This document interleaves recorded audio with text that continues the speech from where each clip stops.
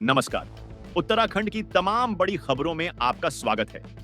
खबरों का सिलसिला शुरू करने से पहले वीडियो को लाइक करके चैनल को सब्सक्राइब जरूर करें और आप इन खबरों को उत्तराखंड के किस जिले, किस गांव से देख रहे हैं, कमेंट करके जरूर बताएं।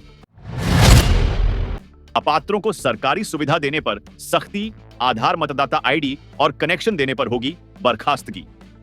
मुख्यमंत्री पुष्कर सिंह धामी ने स्पष्ट किया कि अपात्र लोगों को आधार कार्ड, वोटर आईडी और बिजली पानी कनेक्शन जैसी सरकारी सुविधाएं देने वाले कर्मचारियों को निलंबन के साथ बर्खास्त किया जाएगा। उन्होंने दोनों मंडलायुक्तों को निर्देश दिए कि वे स्वयं फील्ड में जाकर इन निर्देशों की प्रगति की जांच करें और अगली समीक्षा बैठक में रिपोर्ट प्रस्तुत करें। मुख्यमंत्री ने कहा कि यह राज्य की सुरक्षा से जुड़ा मामला है, इसलिए किसी प्रकार का समझौता नहीं किया जाएगा। साथ ही जन शिकायतों के शीघ्र समाधान और विद्युत बिल संबंधी शिकायतों के निस्तारण के निर्देश भी दिए। केदारनाथ यात्रा के लिए पंजीकृत हुए 2500 घोड़ा खच्चर बांसवाड़ा में हुआ शिविर। 2 मई से शुरू होने जा रही केदारनाथ यात्रा को देखते हुए पशुपालन विभाग ने बांसवाड़ा में एक पंजीकरण शिविर आयोजित किया। इस शिविर में 202 घोड़ा खच्चरों का पंजीकरण हुआ, जिसमें उन्हें इंटरनल टैग भी लगाया गया।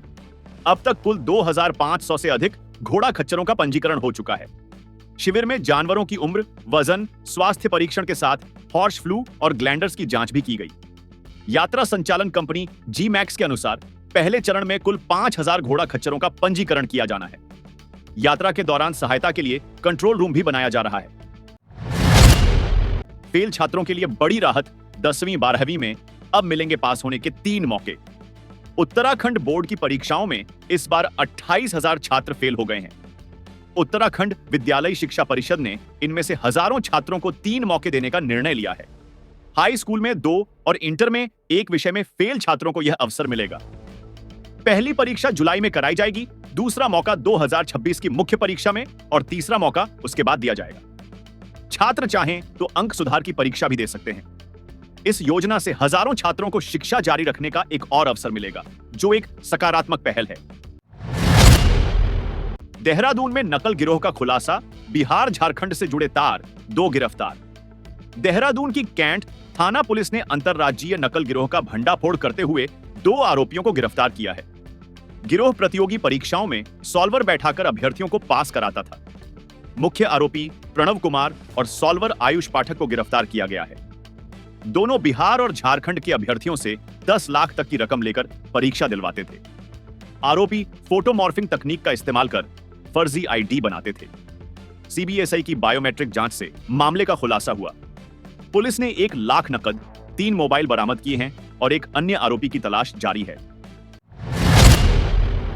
हरीश रावत ने गोलजू देवता से लगाई न्याय की गुहार, बीजेपी के झूठ का करेंगे पर्दाफाश। पूर्व मुख्यमंत्री हरीश रावत इन दिनों न्याय यात्रा पर हैं।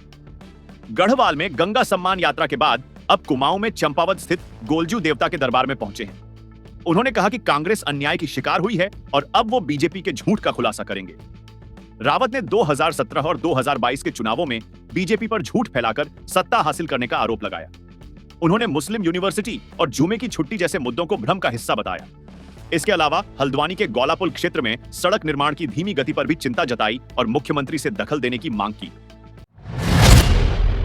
उत्तराखंड में नहीं रहेगी पेंशन की टेंशन, सरकार बनाएगी समाधान पोर्टल।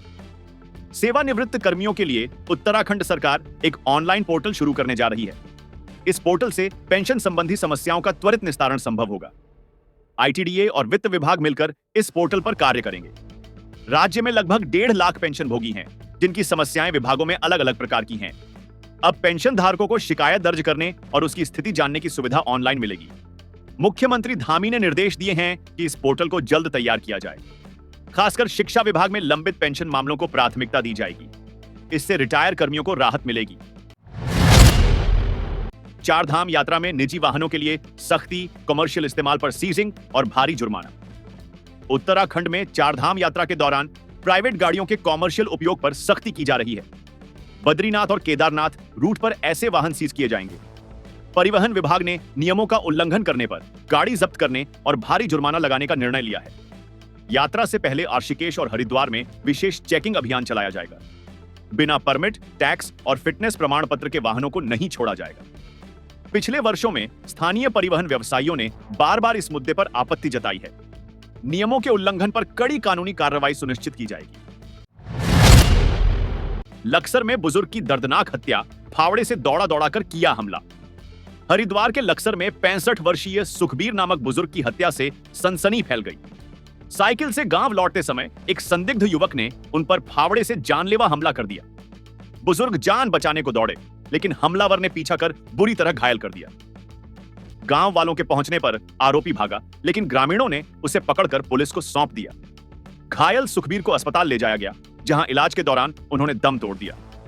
पुलिस का कहना है कि आरोपी मानसिक रूप से असंतुलित लग रहा है। शव का पोस्टमार्टम कर कार्रवाई की जा रही है। डेंगू को लेकर अलर्ट, स्कूलों और अस्पतालों के लिए विशेष गाइडलाइन जारी। उत्तराखंड में डेंगू के बढ़ते मामलों को लेकर अलर्ट जारी किया गया है। देहरादून और बाजपुर में मरीज मिलने के बाद प्रशासन सख्त हो गया है। स्कूलों को बच्चों को फुल स्लीव ड्रेस में बुलाने की एडवाइजरी दी गई है।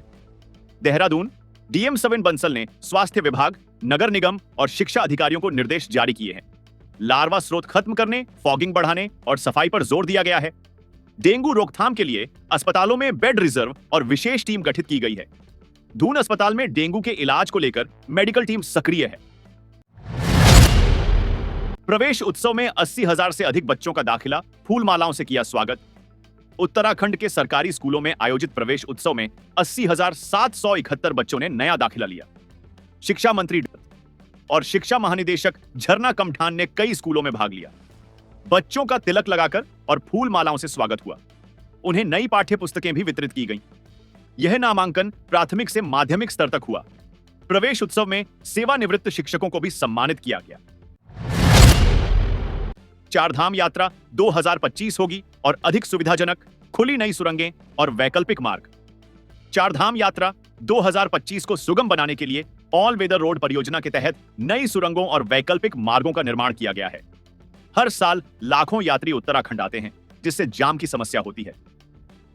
प्रधानमंत्री नरेंद्र मोदी की ड्रीम योजना ऑल वेदर रोड प्रोजेक्ट का उद्देश्य यात्रा को सुरक्षित और सुविधाजनक बनाना है। इस योजना के तहत चारों धामों को चौड़ी, मजबूत और हर मौसम में चलने योग्य सड़कों से जोड़ा जा रहा है। इस बार यात्रा के दौरान यात्रियों को लंबे जाम से राहत मिलने की संभावना है। वनाग्नि से निपटने की तैयारियां तेज, मोबाइल गश्त और उपकरणों की होगी व्यवस्था। मुख्यमंत्री धामी ने वनाग्नि नियंत्रण को लेकर सभी जिलाधिकारियों और वन विभाग को निर्देश दिए कि संवेदनशील क्षेत्रों में पर्याप्त अग्निशमन उपकरणों की व्यवस्था हो। साथ ही स्थानीय जनप्रतिनिधियों और नागरिकों के संपर्क नंबर अपडेट रखने को कहा, ताकि आपात स्थिति में समय रहते कार्रवाई हो सके। उन्होंने निर्देश दिए कि मोबाइल गश्त टीमें सक्रिय रहें और उनकी मॉनिटरिंग नियमित रूप से की जाए। सरकार ने स्पष्ट किया है कि लापरवाही बर्दाश्त नहीं की जाएगी। यमुनोत्री धाम में ट्रायल लैंडिंग सफल, चीता हेलीकॉप्टर से पहुंचेगी भारी मशीनरी। यमुनोत्री धाम में बाढ़ सुरक्षा कार्यों को तेजी से पूर्ण करने के लिए भारतीय वायुसेना की मदद से भारी मशीनों को एयरलिफ्ट किया जा रहा है। इसी क्रम में 21 अप्रैल को चीता हेलीकॉप्टर की सफल ट्रायल लैंडिंग की गई, के कारण मशीनों को हेलीकॉप्टर से लाना आवश्यक हो गया था। उत्तरकाशी के डीएम मेहरबान बिष्ट ने बताया कि 19,56,885 रुपए की लागत से बाढ़ सुरक्षा कार्य किए जा रहे हैं। जल्द ही चिन्नूक हेलीकॉप्टर से भारी मशीनों की लैंडिंग शुरू की जाएगी, ताकि यात्रा पूर्व सभी कार्य पूरे हों। चारधाम यात्रा की समीक्षा बैठक, व्यवस्थाएं दुरुस्त करने के निर्देश। मुख्यमंत्री धामी ने चारधाम यात्रा की तैयारियों की समीक्षा करते हुए अधिकारियों को निर्देशित किया कि यात्रा मार्ग पर सभी सुविधाएं बेहतर बनाई जाएं। यात्रा में ट्रैफिक व्यवस्था, साफ सफाई और पर्यावरण संरक्षण पर विशेष ध्यान देने को कहा गया है। श्रद्धालुओं को किसी प्रकार की असुविधा न हो, इसके लिए जिला प्रशासन को निरंतर निगरानी रखने के आदेश दिए गए हैं। यात्रा से जुड़े सभी विभाग और हितधारक समन्वय बनाकर कार्य करें। मुख्यमंत्री ने कहा कि जन सहयोग से यात्रा को स्वच्छ और सुरक्षित बनाना प्राथमिकता होनी चाहिए। पर्वतीय जिलों में बदलेगा मौसम, झमाझम बारिश के आसार। उत्तराखंड के पर्वतीय जिलों में अगले 24 घंटे के भीतर मौसम बदल सकता है। मौसम विभाग के अनुसार उत्तरकाशी, चमोली, पौड़ी, देहरादून के ऊपरी क्षेत्रों में हल्की वर्षा हो सकती है। कुमाऊं के अल्मोड़ा, चंपावत और पिथौरागढ़ में भी बारिश की संभावना है। 21 और 22 अप्रैल को हल्की बारिश की चेतावनी जारी की गई है, जबकि 22 अप्रैल के बाद मौसम के साफ रहने की उम्मीद है। 27 से 28 अप्रैल को फिर से मौसम में बदलाव हो सकता है, जिससे तापमान में गिरावट आ सकती है। इससे जंगलों में आग की घटनाओं पर भी असर पड़ सकता है। जनता को सतर्क रहने की सलाह दी गई है। सोने ने छुआ 1 लाख रुपए का आंकड़ा, अमेरिका चीन तनाव और डॉलर गिरावट बनी वजह। सोने की कीमत सोमवार को दिल्ली में 99,800 रुपए प्रति 10 ग्राम पर पहुंच गई। कमजोर डॉलर, अमेरिका चीन व्यापार युद्ध और वैश्विक अनिश्चितताओं के चलते निवेशकों की मांग में तेजी आई है। पिछले वर्ष 30 जनवरी से अब तक सोने की कीमतों में 26.41% यानी 20,850 रुपए की वृद्धि हुई है। चांदी भी 500 रुपए की तेजी के साथ 9,500,000 रुपए प्रति किलोग्राम हो गई। अभी के लिए बस इतना ही। हम फिर हाजिर होंगे कल सुबह कुछ नई खबरों और अपडेट्स के साथ। तब तक के लिए नमस्कार।